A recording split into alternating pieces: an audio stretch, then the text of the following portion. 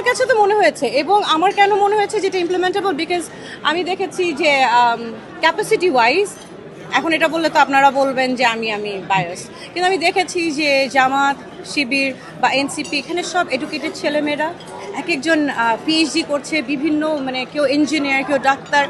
তো ওনারা যে ধরনের ইশতেহার দিয়েছে, আমি তো বললাম খুব টেকনোলজি বেস, এগুলো করা ওনাদের জন্য কোনো অবিশ্বাস্য বিষয় না। It's very much doable. ওনাদের ইচ্ছাও আছে, ওনাদের ম্যান পাওয়ারও আছে, আমি দেখছি ক্যাপাসিটিও আছে, তাহলে এটা কেন বাস্তবসম্মত হবে না? জামায়াতে ইসলামকে হচ্ছে নারী বিদ্বেষী অনেক ক্ষেত্রে বলা হয়, কিন্তু তারা যে আসলে নারী বিদ্বেষী না সেটা তারা ইশতেহারে প্রমাণ করেছে। এবং তারা যে শুধুমাত্র মুসলিম জনগোষ্ঠীর জন্য কাজ করবে তা না, এখানে বিভিন্ন ট্রাইবালের যারা ছিলেন বা অন্যান্য ধর্মের ছিল তাদের জন্য কি ধরনের কাজ করবে, যেমন বিভিন্ন বলা আছে যে তারা কিভাবে কাজ করবে শিক্ষা শেষ হওয়ার পরে। এছাড়া নারীদের জন্য আলাদা একটি প্ল্যাটফর্ম রেখেছেন তারা। তো আমার কাছে মনে হয় যে তারা তো সেখানে বলেনি যে শুধুমাত্র মুসলিমদের জন্য, সেটা সব মানুষের জন্য। এবং তারা পাহাড়ের কথাও উল্লেখ করেছে যে পাহাড়ে কীভাবে অশান্তি হয় এবং সেগুলো সমাধান করার চেষ্টা করবে। তো আমার কাছে সব মিলিয়ে মনে হচ্ছে যে এখানে সকল ধর্মের মতাদর্শের মানুষ ইনক্লুড করার চেষ্টা করা হয়েছে।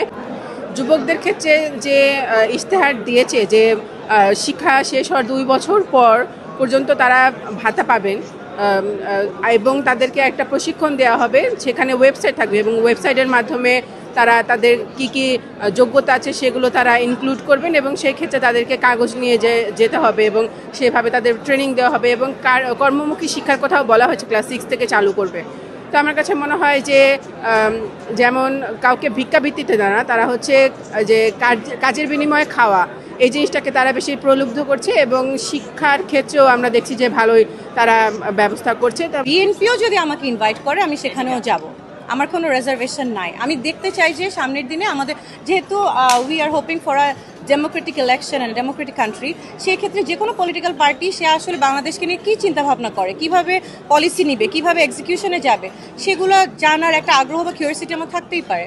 সো আমাকে যদি ইনভাইট করে আমি সেখানেও যাব। আর যদি সাইবার বুলিং কথা বলেন, আসলে বিষয়টা কি জানেন, একটা টাইমে বুলিং করতে করতে করতে করতে এমন অবস্থা হয়ে গেছে যে আমার আসলে মানে এসব আর গায়ে লাগে না, কষ্ট পাই। বাট ঠিক আছে, আমি মনে করি যে একটা টাইম ওনারা ওনাদের ভুল বুঝতে পারবেন, because I have always been a pro Bangladeshi person. আমি বাংলাদেশকে সবার আগে রাখতে চাই, যারা যারা বাংলাদেশকে সামনে রেখে আগাবে আমি তাদের সাথে আছি। এত বছরে আমরা যথেষ্ট অভিজ্ঞ, প্রত্যেকটা লোকই অভিজ্ঞতা নাই। শহীদের কোনো অভিজ্ঞতা ছিলেন বলেন তো আমারে? মিলিটারি ম্যান, শহীদের কোনো অভিজ্ঞতা ছিলেন না। বাট অনভিজ্ঞ লোক দেশ চালাতে পারবে না। মূল জিনিস হলো সৎ, দেশপ্রেম, দেশের মর্যাদা ধারণ করা। আমার মনে হয় এটা যারা যাই বলুক, এটা আমলে নেওয়ার কিছু নাই। ওই এক যাই সততায় আসেন, আমরা মাথা উঁচু করে বাঁচতে চাই, ভারতের আধিপত্যমুক্ত বাংলাদেশ চাই। এরা যদি ধারণ না করেন কোনো লাভ নেই।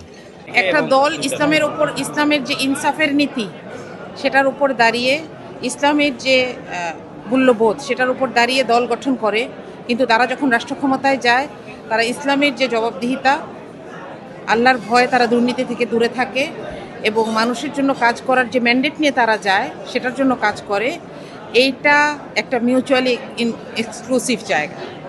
সে নিজে ইসলাম পালন করে এবং এজন্যই সে আমানতদার, এজন্যই সে বিশ্বাসী, এজন্যই সে দুর্নীতিমুক্ত। এটা আমাদেরকে বুঝতে হবে। কারোর যদি কর্মসংস্থান লাগে তাদেরকে সাহায্য করার জন্য নারী ও শিশু অধিদপ্তর আলাদা করে কাজ করবে, এবং কর্মসংস্থানের জন্য তাদের যে প্রশিক্ষণগুলো দরকার, যে যেটা পছন্দ করেন, এমনকি সেলাই,